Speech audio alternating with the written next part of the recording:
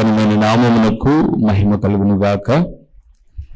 మన ప్రభువును రక్షకుడునునైన యేసుక్రీస్తుల వారి యొక్క ప్రశస్తమైన నామములో దేవాది దేవుని పాద సన్నిధిలో కూడి ఉన్న దేవుని ప్రియబిడ్డలైన మీ అందరికీ కూడా మన ప్రభువును రక్షకుడునునైన యేసుక్రీస్తుల వారి యొక్క ప్రశస్తమైన నామంలో వందనములు తెలియచేయుచున్నాను.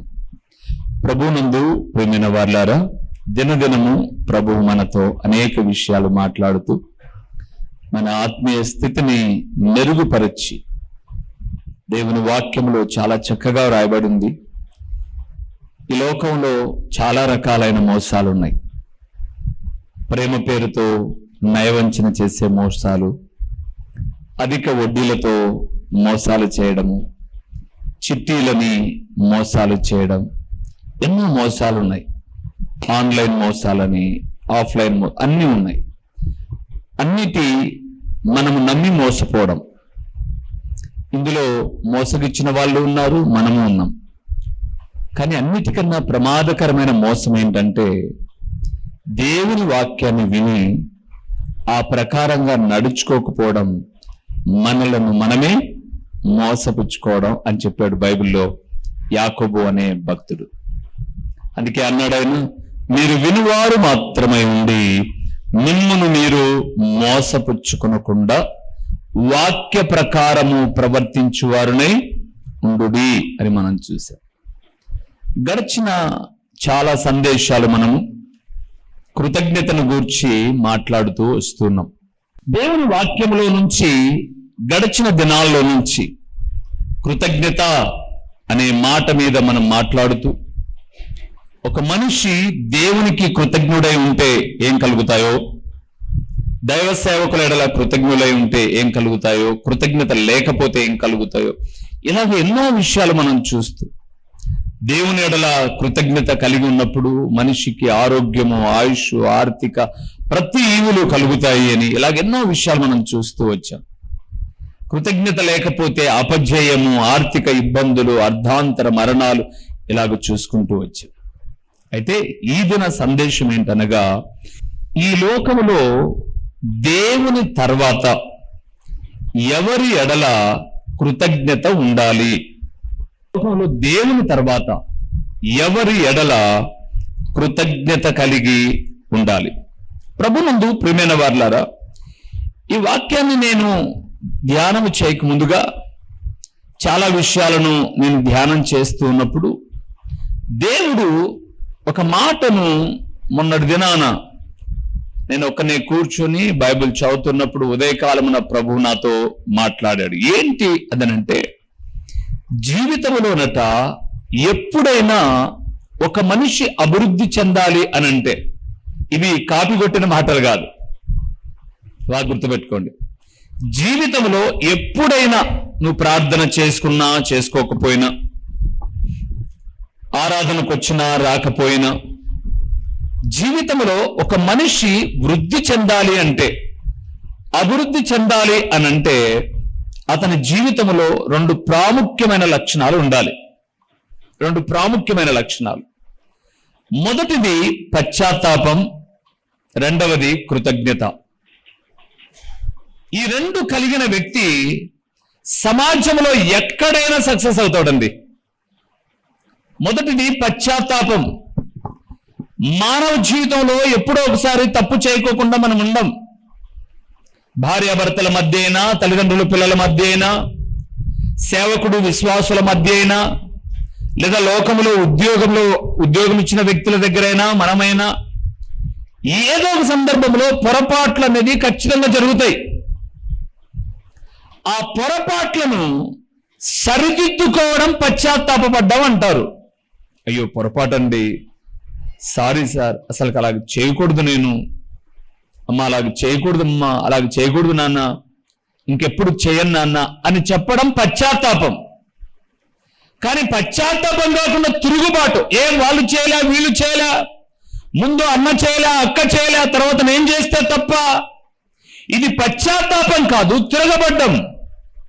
అలాగే దేవుని మందిరంలో కూడా ఏదైనా తప్పు దేవుడు హెచ్చరించినప్పుడు పశ్చాత్తాపడితే అభివృద్ధి చెందుతాం తప్ప తిరగబడితే ఎప్పుడు వృద్ధిలోనికి రాం.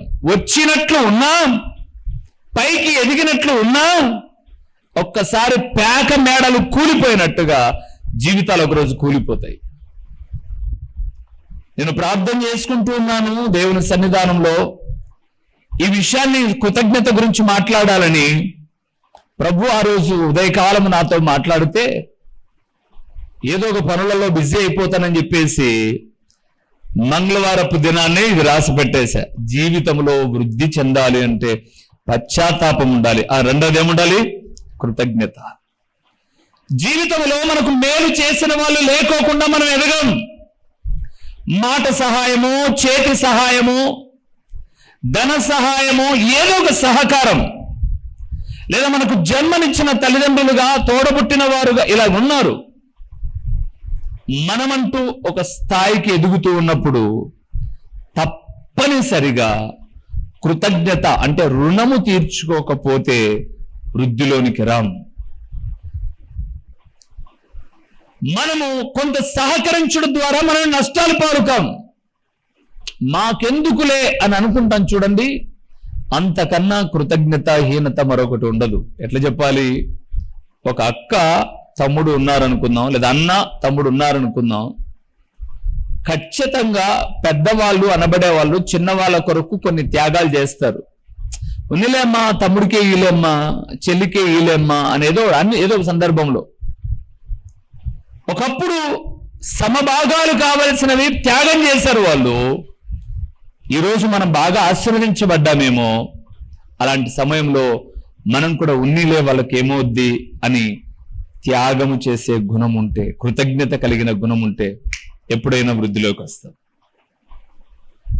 చెప్పండి, మన జీవితాల్లో చాలా ప్రాముఖ్యమైనవి అభివృద్ధి చెందాలి అంటే ఎక్కడైనా కానీ, ఉద్యోగంలో, వ్యాపారంలో, చదువులో, కుటుంబ జీవితంలో, సంఘ జీవితంలో, వ్యక్తిగత జీవితంలో, ఎక్కడైనా సరే మొట్టమొదటిది మనలో ఏముండాలి? పశ్చాత్తాపం ఉండాలి. బైబిల్ చాలా చక్కగా మాట్లాడింది 32వ కీర్తన తర్వాత. తన అతిక్రమమునకు, తన పాపమునకు ప్రాయశ్చిత్తము నొందిన నరుడు ధన్యుడు అని రాయబడింది. తప్పులు లేనివాడు ఎవరు లేడు భూమి మీద. అయితే సరిదిద్దుకోగలిగిన వాడు మహానుభావుడు అంది. పశ్చాత్తాపం ఉండాలి. రెండవది కృతజ్ఞత ఉండాలి. అయితే ఈరోజు మనం ఈ లోకంలో ఎవరికి కృతజ్ఞత కలిగి ఉండాలి? కృతజ్ఞత అనే మాట రాదు, కానీ ఆయా సందర్భాల్లో పర్యాయ పదాలుగా సన్మానం ఎవరికి చేస్తాం? కృతజ్ఞత కలిగి ఉన్నప్పుడే చేస్తాం. విధేయత, ఎవరికి విధేయత ఉంటాం? కృతజ్ఞత కలిగి ఉంటేనే. అలాంటి కొన్ని విషయాలు మీకు చెప్పక ముందుగా మూలవాక్యాన్ని చదువుకుందాం. తిమోతికి రాసిన 2వ పత్రిక 3వ అధ్యాయము 2వ వచనాన్ని మనం చూస్తున్నాం.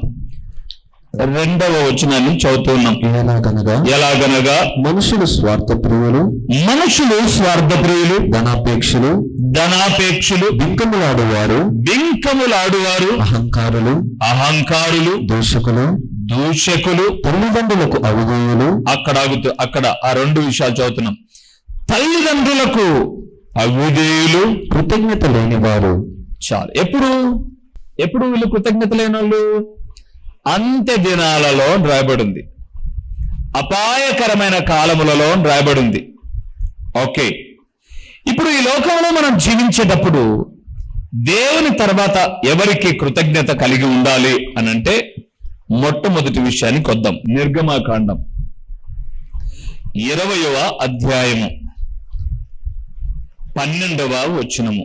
ఏమన్నాడు? 12వ వచనం, నీ దేవుడైన యెహోవా నీకనుగ్రహించు దేశములో నీవు దీర్ఘాయుష్మంతుడవగునట్లు నీ తండ్రిని తల్లిని సన్మానించుము. చాలు. ఈ లోకంలో ప్రభునందు ప్రియులారా, దేవుని తర్వాత కృతజ్ఞత ఎవరికి ఉండాలి అని అంటే అమ్మ నాన్నకు. అదే అక్కడ అన్నాడు, తల్లి తండ్రి. భూమి మీద ఆయన అన్నాడు దీర్ఘాయుష్మంతుడవగినట్లు అన్నాడు.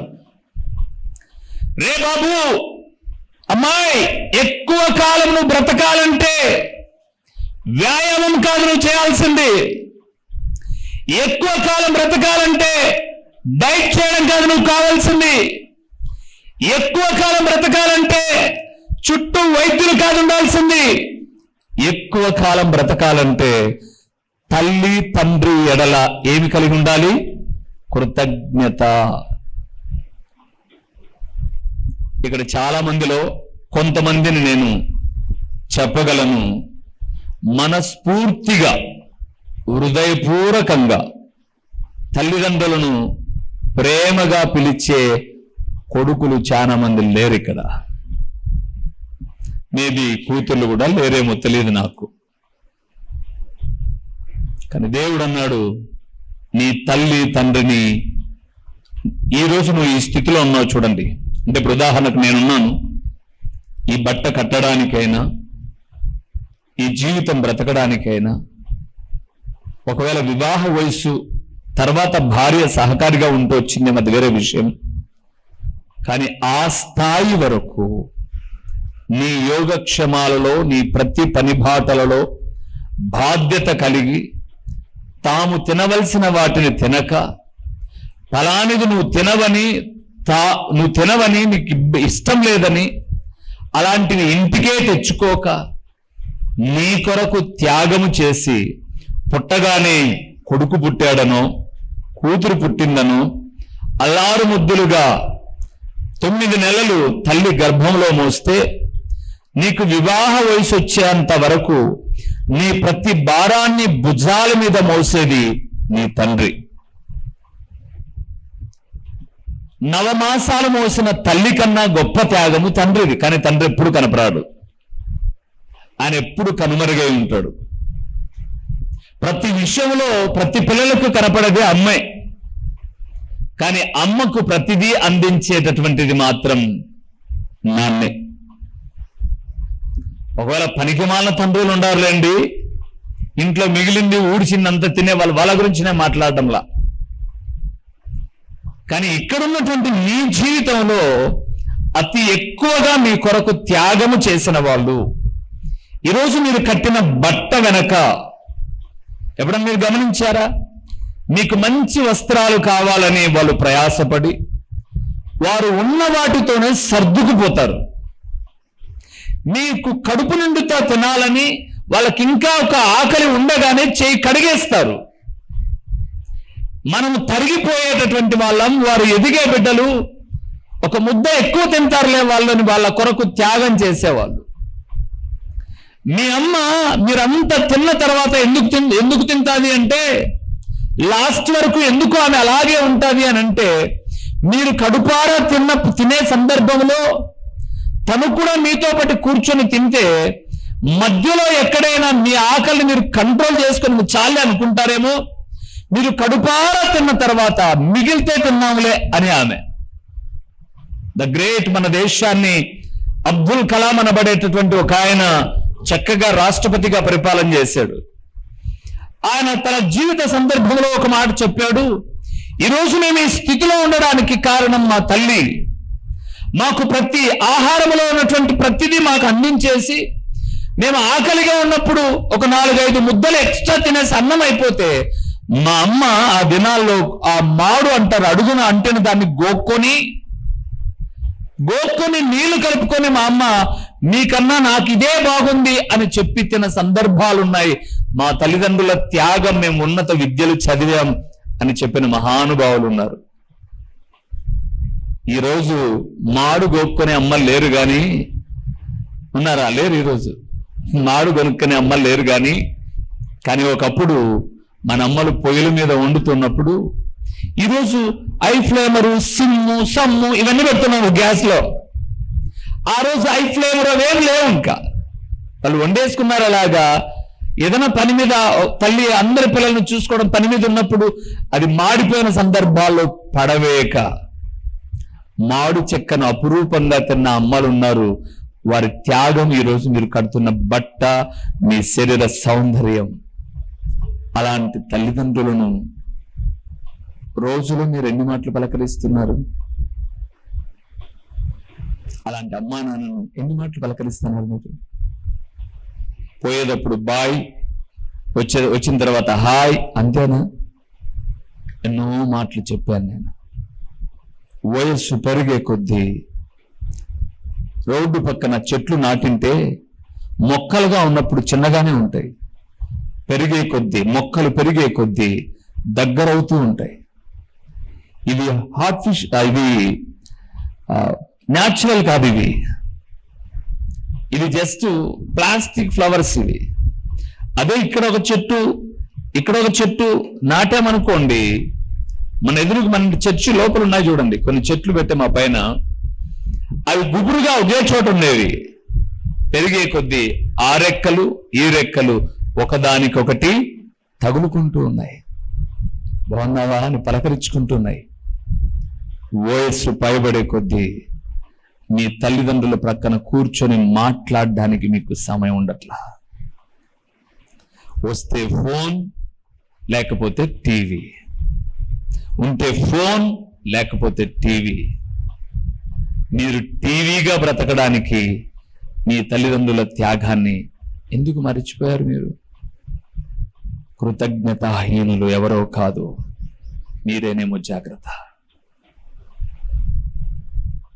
100 మంది మీ అమ్మా నాన్నతో మాట్లాడినా మీరు మాట్లాడినప్పుడు కలిగిన ఆనందం, అనుభూతి తల్లిదండ్రులకు ఎక్కడా కలగదు. ఈరోజు తల్లిదండ్రుల కన్నీటి కారణాలు జన్మించిన పిల్లలే. పెన్షన్ వస్తే వీపుల మీద ఉంటారండి దయ్యం ఉన్నట్లు. ఆడ తంబేసి ఈడ తీసుకోగానే అయ్యో నెలంతటిలో ఏదన్నా ఒక 10 రూపాయలు కొనుక్కుంటుందేమో నా తల్లి, ఒక 100 రూపాయలు తన దగ్గర ఉంటే మళ్ళీ నాకే ఇస్తుంది, తను ఏం చేస్తుంది అన్న ఆలోచన లేకుండా ముసల్దానా ఎందుకే నీకు డబ్బులు ఇచ్చేయి అని లాక్కొని, ఆ లాక్కోవడానికి ప్రేమగా ఆ పొద్దు ఫ్లాస్కులో టీ తారు. ఇక్కడ చూస్తాం చాలా మంది వెధవలను ఈ వృద్ధాశ్రమం దగ్గర నేను చూస్తుంటా. పెన్షన్ ఆ పొద్దు కొడుకులు అందరూ కనపడతారు, మరలా నెల రోజులు ఎవ్వరు కనపరారండి. ఆ రోజు అమ్మ మీద ప్రేమ ఎంత పొంగుకొస్తుంది అంటే 10 రూపాయల కవర్లో టీ కట్టించుకొని వస్తాడు. ఎందుకు? 10 రూపాయలు ఇచ్చి ఎంత కొట్టుకుపోతాడో, ఎంత కొట్టుకుపోయేవాడు. తల్లిదండ్రులను కృతజ్ఞత లేకపోతే వాడు భూమి మీద దీర్ఘాయుష్వంతుడు కాదు అని రాబడి, ఎక్కువ కాలం బతకడాడు. ఎన్ని చూస్తున్నాం ఈ లోకంలో మనం. తల్లిదండ్రుల ఎడల కృతజ్ఞత లేని పిల్లలు అర్ధాంతరంగా చావడంలా. బైబిల్ ఏం చెప్తుంది? నువ్వు భూమి మీద దీర్ఘాయుష్వంతులుగా బ్రతకాలి అంటే నీ దేవుడైన యెహోవా తర్వాత నీకు జన్మనిచ్చిన తల్లిదండ్రులను నువ్వేం చేయాలి? సన్మానించడం. అంటే కూర్చో ఒక 2 నిమిషాలు. అంత బిజీ నీకు. అందరితో సారాకాలు ఆడతావు, అందరితో నవ్వుతావు, అందరితో హాయ్ హాయ్ అంటావు, అందరితో నవ్వడానికి, అందరిలో ఖర్చు పెట్టుకోవడానికి 10 రూపాయలు కష్టపడిచ్చిన అమ్మా నాన్నతో మాత్రం కూర్చోలే పక్కన. నాయనా, నేను మీ ఆత్మీయ తండ్రిగా చెప్తున్నాను, తండ్రి లేని రోజులు వచ్చిన తర్వాత నువ్వు దినాలు చేసినా, పొట్టేళ్ళు కోసినా, నూతిని మింగడానికి, నూతిని కక్కడానికే తప్ప ప్రేమ చూపడానికి, నువ్వు బాధపడితే భరోసా ఇవ్వడానికి మీ తండ్రి మీ పక్కలో ఉండడు. ఏమ్మా ఆడపిల్లలు, అమ్మ పని చేసేటప్పుడు చేసుకోపో, ఉండిపో అని అనకపోతే బట్టలు దేవుతుంది, నువ్వు ప్రక్కన వచ్చేసి దేవేసింది ఆరేస్తే మీ అమ్మకు అంత భారం తగ్గినట్టే కదా. అన్నం వండుతుంది, ప్రక్కన నిలబడుకొని అవో ఇవో తరుగుతుంటే తల్లి ప్రేమతో చెప్తుందిలే, నువ్వు పోయి చదువుకోపో, నేను చేస్తాపో అంటుందిలే. చదువుకుంటానులే అమ్మా, ఈరోజు మా స్కూల్లో ఇలాగ జరిగింది, మా కాలేజీలో ఇలాగ జరిగింది, అమ్మతో పంచుకుంటూ ఉంటే రేపటి దినాన్ని నువ్వు ఎక్కడన్నా హాస్టల్లో ఇంకో చోటుకో వెళ్తే ఉండగలదా అమ్మ? నా బిడ్డ నిత్యం నా కళ్ళ ముందు, నా కాళ్ళకు అడ్డంగా తిరిగేది ఒక్కసారిగా దూరం అయిపోతుంది. చదువు నిమిత్తం కావచ్చు, ఉద్యోగం నిమిత్తం కావచ్చు, లేదా వివాహమై కావచ్చు. ఆ తల్లి గుండెల్లో ప్రేమను ఎంత వ్యక్తం చేయాల్సి వస్తుంది. ఈరోజు ప్రార్థనా మందిరాలకు వెళ్తున్నారే కానీ అమ్మా నాన్నను పలకరించేటటువంటి కొడుకులు లేరు కదా కొడకల్లారా అని మీదట అనుకున్నారు. రోజుకొక్కసారైనా, వారానికి ఒక్కసారైనా, రోజు కాదులేండి వారానికి ఒక్కసారైనా ప్రక్కలో కూర్చొని మీకు ఒక విషయాన్ని చూపిస్తాను రండి. సామెతల గ్రంథం 23వ అధ్యాయము, సామెతల గ్రంథం 23వ అధ్యాయము 25 వచనం చదువుదామా? 25 చదవకు ముందుగా 22 చదుదాం, తర్వాత 25 చదుదాం. 22 చదుదామా ముందు? నిన్ను కనిన నీ తండ్రి ఉపదేశము అంగీకరించుము, నీ తల్లి ముదిమి ఎందు. అంటే ఆయన ముస్లిం అయిపోతుంది రా గాడుగా, అదే ముస్లింలు ముదిమి అంటే. ఆయన ముస్లిం అయిపోయిన తర్వాత ముసలానా నీకేం తెలియదులే అని నిర్లక్ష్యం చేయగాకు అన్నాడు అక్కడ. అదే అన్నాడా? నేను ఏమన్నా చదవండి అయితే. నిన్ను నీ తల్లి ముదిమే ఎందు నిర్లక్ష్యము చేయకుము. మరి ఏం చేయాలి? 25 ఏం చేయాలి? తల్లిదండ్రులను నీవు సంతోషపెట్టవలెను, తల్లిదండ్రులను నీవు సంతోష పెట్టవలను, నిన్ను కనిన తల్లిని ఆనందించవలెను.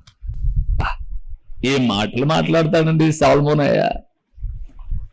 ఈ సాల్మోనయ్య ఇన్ని మాటలు మాట్లాడే వాళ్ళ నాన్న మనం పక్కన పెట్టి, ఈ సాల్మోనయ్య కదా నేను చెప్పేది.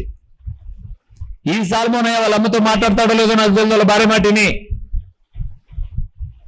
ఏం వాళ్ళు మాట్లాడేది అంటారో నాకు తెలియదు.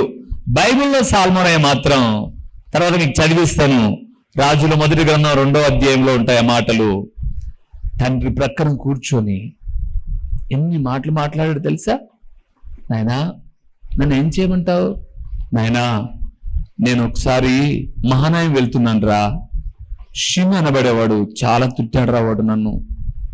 వాడు ఇప్పుడు కూడా ఉన్నాడు, వాడు అవకాశవాది రోయి, పైన ఒకలాగా లోపల ఒకలాగా జాగ్రత్త నైనా వంతో అన్నాడు సాల్మోన్ 2వ అధ్యాయంలో. అదే టైంలో అబ్షలోము నన్ను తరిమితే నేను కొండకు వెళ్ళేటప్పుడు బర్జిల్లయ్య అనే ఒక ముసలాయన వచ్చాడు రా, 85 ఏళ్ళు. నాకు పాలు, పెరుగు, జున్ను, పడుకోవడానికి అడుగులో కష్టమని పరుపులు ఇవన్నీ పంపించాడు రా. వాళ్ళ కొడుకులను జ్ఞాపకం చేసుకో. ఆయన ముసలోడే చనిపోయాడు రా, కానీ ఆ రోజు ఆయనకు మాట ఇచ్చాను నేను, వాళ్ళ కొడుకులను జ్ఞాపకం చేసుకో. ఇన్ని మాటలు తండ్రి చెప్తుంటే వినాలి అని అంటే కొడుకు ఎక్కడున్నాడు? ఇప్పుడు ప్రక్కన ఉన్నాడు కాబట్టి ఫోన్ చేసి చెప్పాలా నాన్న? ప్రక్కనున్నాడు. దేవునందు ప్రియమైన వాళ్ళారా, అలాగన్నీ చెప్పి నేను అందరి మాదిరి లోకులందరి వల్లే చనిపోతున్నాను బేటా, నువ్వేం భయపడగాకు, దేవుని విడిచిపెట్టగాక అని చెప్పి చచ్చిపోతాడు. తర్వాత మీరు చదువుకుంటే రాజుల మొదటి గ్రంథం 2వ అధ్యాయం అంతవే ఉంటాయి. రే నీ మేనమామున్నాడు రే అంటే మా అక్క కొడుకు యోవాబు వాడు అని చెప్పేది దావీదు. వాడు నమ్మగాకరా, నా యుద్ధంలో వాడు నా ముందున్న మాట వాస్తవమే, కానీ సమాధాన కాలంలో అన్యాయంగా ఒక అమాయకుని చంపేశాడు అబ్నేర్ను, నమ్మద్దు అని. జాగ్రత్తలు తండ్రి బిడ్డకు చెప్పాడు అంటే ఆ తండ్రి దగ్గర ఈ కొడుకు కూర్చున్నాడు. దేవుని బిడ్డలారా, దేవుని తర్వాత మనం కృతజ్ఞత చూపాల్సింది అమ్మా నాన్నకు. వాళ్ళ త్యాగం చాలా గొప్పదండి. వాళ్ళు పోయిన తర్వాత నువ్వు సత్రాలు కట్టినా సలివిందరాలు పెట్టినా లాభం లేదు. వాళ్ళు ఉన్నప్పుడు చల్లిల్లి లాభం ఉంది. వాళ్ళ పేరు చెప్పి ఎవరెవరికి నీళ్ళు తప్పుతావు, వాళ్ళకి మాత్రం బతుకున్నప్పుడు కుక్కి నీళ్ళు పోయకపోతే ఎందుకురా సలింద్రాలు? వాళ్ళు ఉన్నప్పుడు నీడ లేకోకుండా తెచ్చి అనాథాశ్రమంలో పెడుతుంది, వాళ్ళ పేరు మీద ఒక ఆశ్రమం కడుతుంది. ఎవరు కావాలరా ఆశ్రమం? ఎవడుంటారా సత్రంలో కుక్కలు అనుకోవడం తప్పితే? వారున్నప్పుడు మరి మాట విను. అందుకే ఎక్కడన్నాడు, నీ తల్లిదండ్రులను నువ్వు ఏం చేయాలి? సంతోష పెట్టాలి. బైబిల్లో 2 కొడుకులను చూపిస్తాను. కొడుకులారేనండి, కొడుకులారా కాదు కొడుకులారా వినండి. మొట్టమొదటి కొడుకు అబ్రహాము అబ్రహాము శారమ్మకు ఎప్పుడూ 100 ఏళ్ల తర్వాత లేక పుట్టిన అల్లార ముద్దుగా పెంచుకున్న కొడుకు ఎవడైనా ఇస్సాకు. పెళ్లి వచ్చింది ఆయనకు. రాగానే మా వాడిని పిలుచుకొని పోయి అమ్మాయిని చూపించుకొని రాపని పంపలే ఎలియాజర్ను పంపించేశాడు. ఎలియాజరు బిడ్డను పిలుచుకొని వచ్చాడు. అక్కడి నుంచి రిబ్కమ్మని తీసుకొచ్చాడు. ఈమె నీ భార్య ఇక మీదట అని చెప్పగానే ముక్కిట్టుందే ముఖమెట్టుందే ఏంది చెప్పలే. ఆమెతో జీవనాన్ని కొనసాగించాడు. ఇంకొక కొడుకుని చూపిస్తా. వాడు లేక లేక పుట్టిన ఏకైక కొడుకే సంసోను.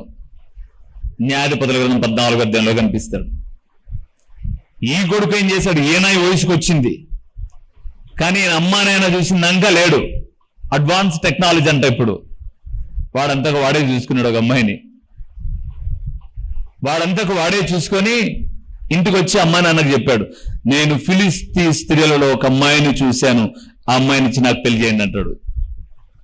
నానంటాడు 15వ అధ్యాయంలో అనుకుంటాను, మేబీ 14:1-3 అంటాడు, రే ఏం మన ఊళ్ళో లేరారా పిల్లలు? పోయి ఆ అన్య దేశంలో వాళ్లకు మనకు సాంగత్యం లేదు, శత్రుత్వం ఉంది. అలాంటి వాళ్ళ దగ్గరికి వెళ్ళేసి ఆ అమ్మాయిని తెచ్చుకోవడం అంటే లేదు, నాకు అమ్మాయి కావాలన్నాడు. తగలగట్టారు. తగలగట్టిన నెలకే సంసారం తగలబడిపోయింది. అవునా? నెలకే సంసారం తగలబడిపోయింది. విందు దినాలు జరుగుతున్నాయి. ఆ టైంలో ఒక కథ వేశాడు. ఫిలిస్తీన్లు ఇప్పలేకపోయారు. ఇప్పుడు అడిగారు అందరూ, మా ఆస్తి అంతా దోచుకుపోనికి మనం చేసుకునేవా? నువ్వేం చేస్తావు? తెలియదు. అక్కల భావం చెప్తే నీ ఇల్లు పెడతాం, లేకపోతే నీ ఇంటిని అగ్గేసి కాలుస్తామన్నారు ఫిలిస్తీన్లు. ఇప్పుడు ఈమె రాజు రాత్రి అయ్యేసరికి గ్లాస్ పాలు తీసుకురావడం, పడుకుంది. ఏమండి మా ఊరిలో కలేసేవంటనే, ఏందండి అది, ఇప్పండి అని అన్నాడు. అది మర్మంలే అని అన్నాడు. అంతేలే, నువ్వు నన్ను ప్రేమించానని చెప్పింది అంతా అబద్ధం అనింది.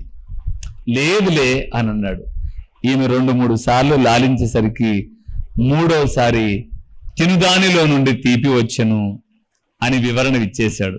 సింహం బలమైన దానిలో నుంచి, బలమైనది ఏంటి? సింహమే కదా, దానిలో నుంచి తీపి వచ్చింది తేనె అని చెప్పి వివరించాడు.